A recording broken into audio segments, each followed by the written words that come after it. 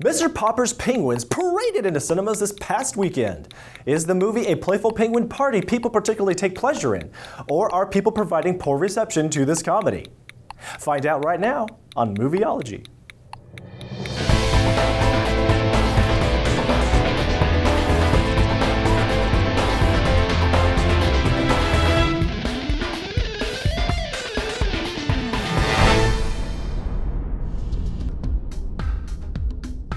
Mr. Popper was a little boy that grew apart from his absent father. Now an adult, Popper mirrors his father's shortcomings and has all but abandoned his own family to become a successful businessman. Seeking to get his name added to the letterhead of a respectable real estate firm in New York City, Popper will do almost anything to close a deal, even when it means neglecting his family. But oddly enough, Popper inherits a penguin that starts to reorder his priorities for him. Then, in a communication mix-up, Popper receives 5 more penguins. Soon, Popper is drawn back to the interests of his children and wonders what's more important: to become the most successful real estate developer, or to be the family man his father was not. Mr. Popper's Penguins stars Jim Carrey, Angela Lansbury, and Carla Gugino. It was directed by Mark Waters. Welcome to Movieology, your ticket to engaging the spectacular world of film from the bedrock of biblical truth. I'm your host, Joseph Darnell. So all the popular summer movies are starting to come out. What are you going to go see? And what have you seen that you liked, and why? Tell us in a comment. And if you have any questions about movies and their worldviews, share those and we'll answer them in episodes to come.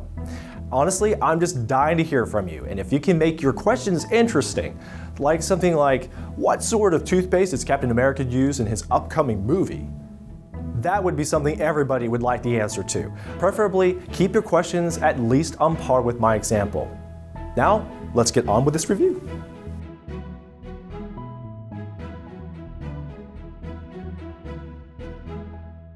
This movie is very loosely based on Mr. Popper's Penguins by Richard and Florence Atwater.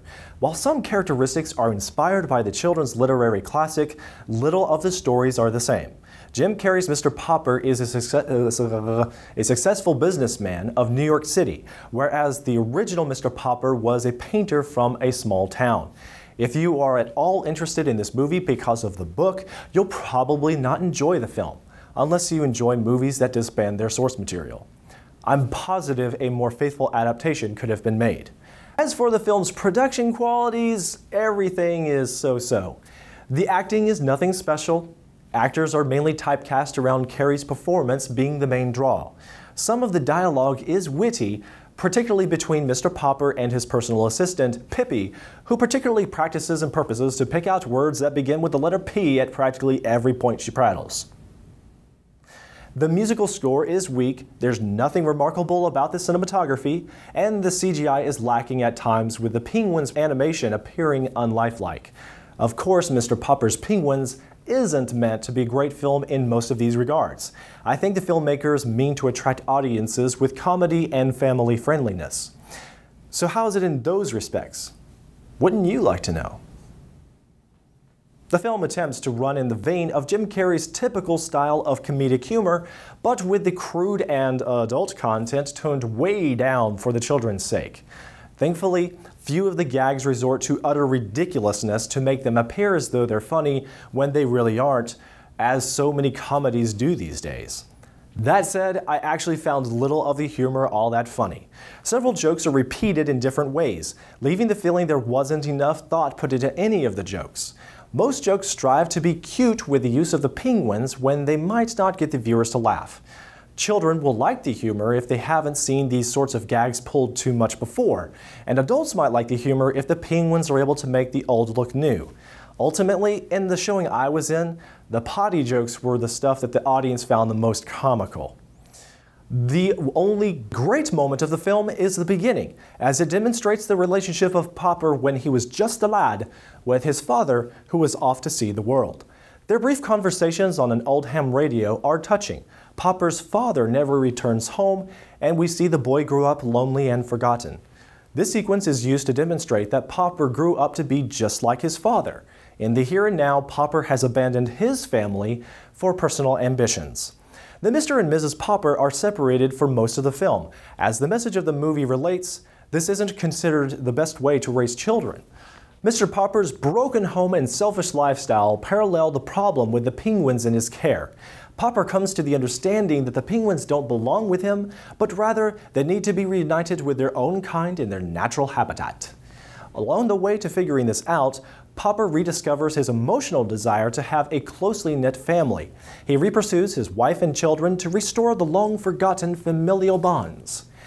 It's a moral message, but it is coded in humanistic psychology.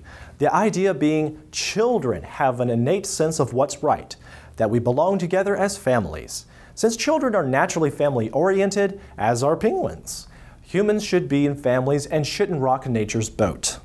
In regards to penguins and humans alike, Popper's father tells him, "In all my travels, I've never encountered a creature so wise as this one.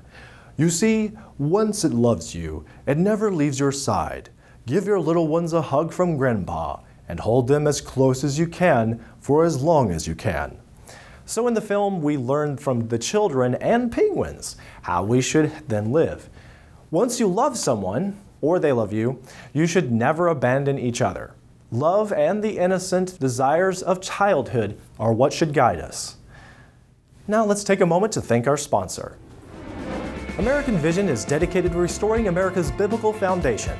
They have great resources for history, apologetics, eschatology, and worldview studies. No biblical enthusiast should go without tapping into their wealth of accessible scholarly work.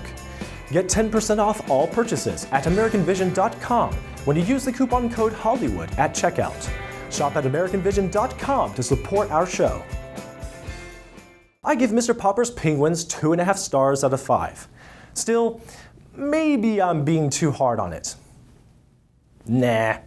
I know a good comedy when I see it. This one has some good parts that are ruined by disappointing gags, characters, and story. It stays at a constant level of promise without truly shining. It was a nice try, but no cigar. Like this one. No, nothing like it. That's all we have time for today. If you have seen Popper's Penguins, please give us your additional insights in a comment. Remember to watch the show on our website, Movieology.tv, the source for worldview enthusiast news, reviews, and discussion of all things film. And remember, we can't produce Movieology without you. Like us on Facebook, leave comments there and at Movieology.tv.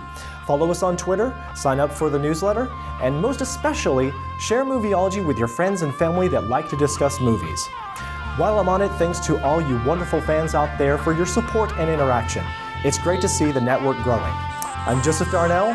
Until next time, thank you for watching Movieology. With the penguins in his carol. Carol. What? Carol? You can't... I'm sorry, it was just a little fast. Popper's father. Not family. Penguins by Richard and... Nope. So all the popular movies... I broke.